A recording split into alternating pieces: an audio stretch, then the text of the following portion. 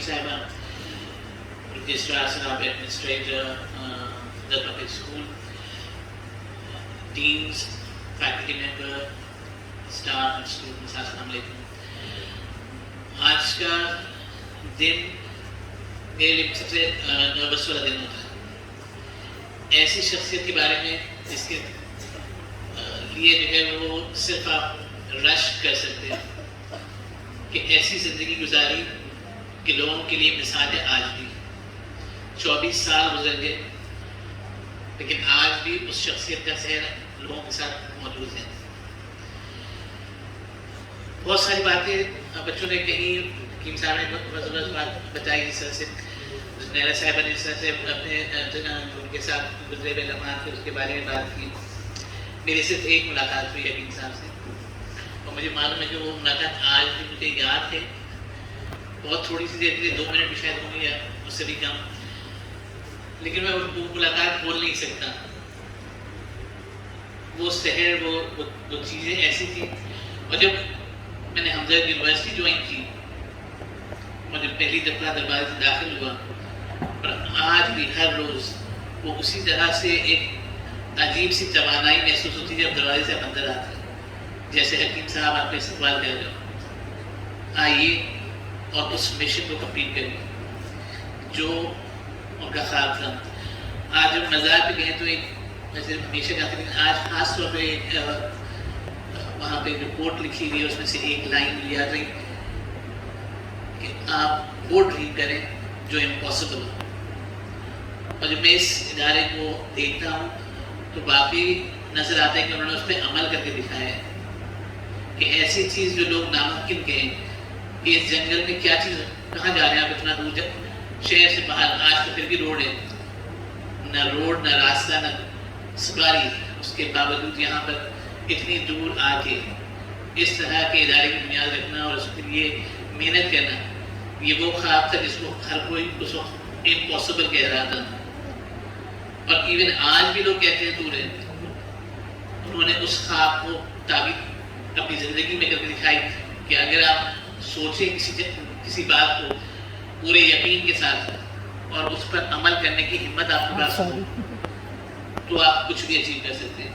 اور یہ وہ سبق ہے جو ہمدرد کے ہر بچے کو اپنے ساتھ رکھنا چاہیے کہ دنیا میں آپ سب کچھ حاصل کر سکتے ہیں. آپ کے پاس صحیح نیت ہو, عمل کرنے کی ہمت ہو تو کوئی بھی چیز امپاسبل نہیں ہے, ہر چیز پاسبل ہے.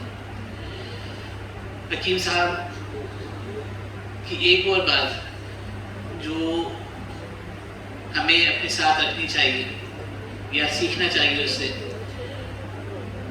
ایک کال تھا جو میری والدہ مجھ سے ہمیشہ کہتی تھی, جو ان کی والدہ کو بتاتی ہیں کہ جو رکھ چلا وہ کھو چلا, جو دے چلا وہ لے چلا.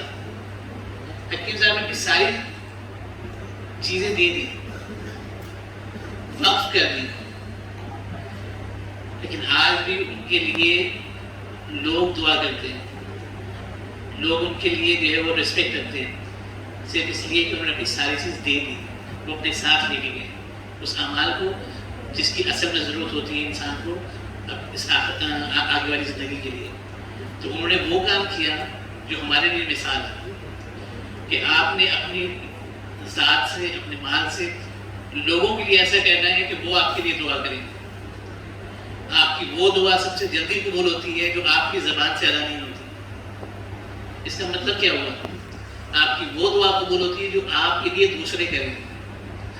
یہ وہ تربیت ہے جو ہمیں اپنے ساتھ لے کے چلنی چاہیے کہ آپ کے لیے لوگ دعا کریں, لوگ آپ کے لیے خیر کی چیزیں مانگیں, نہ کہ آپ اپنے لیے مانگیں. اور یہ سبق حکیم صاحب نے دیا.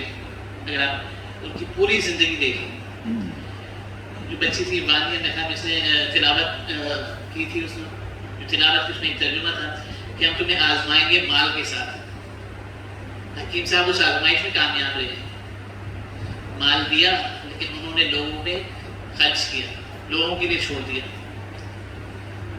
ایسی مثال پاکستان میں نہیں ہے, دنیا میں نہیں ہے میرے خیال میں. ابھی آج کی دور میں جب دیکھ کہتے ہیں کمرشلزم میں بہت جو ہے وہ مادیت آ گئی ہے, لیکن اس کے باوجود اگر حکیم صاحب کو دیکھیں، جتنے بھی فلنتھراپسٹ ہیں وہ لوگوں سے لے کے اور پھر آگے ڈسٹریبیوٹ کر رہے ہیں.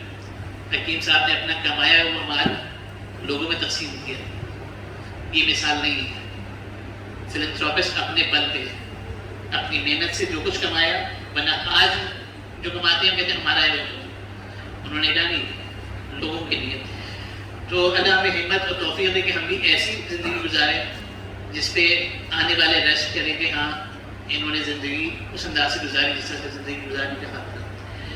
آپ تمام حاضرین محفل کا شکریہ کہ آپ لوگ اس تقریب میں آئے اور یقیناً اپنی دعائیں، اپنی جو ہے وہ جذبات جو ہے وہ حکیم صاحب کے لیے آپ نے ان کی خیر کی چیز مانگی. اللہ تعالیٰ حکیم صاحب کو مزید بلندی عطا فرمائے اور ہمیں ہمت دے کہ ہم بھی اسی طرح کی زندگی گزارنے کی کوشش کریں. بہت شکریہ.